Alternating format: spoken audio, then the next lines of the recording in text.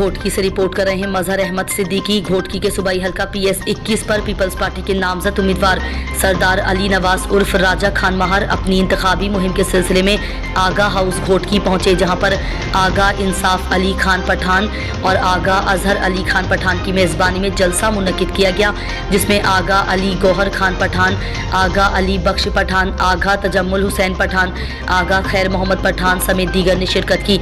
इस मौके पर सरदार अली नवाज उर्फ राजा खान महार ने जलसे को खिताब करते हुए कहा कि हमारे खानदान की खिदमत किसी से ढकी छुपी नहीं है, मैं भी इसी जज्बे के तहत आवाम की खिदमत कर रहा हूँ।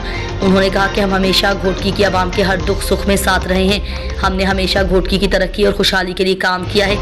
इलेक्शन में कामयाब होकर मजीद तरक्याती काम कराएंगे और नौजवानों को रोजगार देंगे। उन्होंने कहा कि आगा इंसाफ अली खान पठान और पठान बिरादरी से हमारा पुराना ताल्लुक है, इस ताल्लुक को पहले से भी मजबूत बनाएंगे।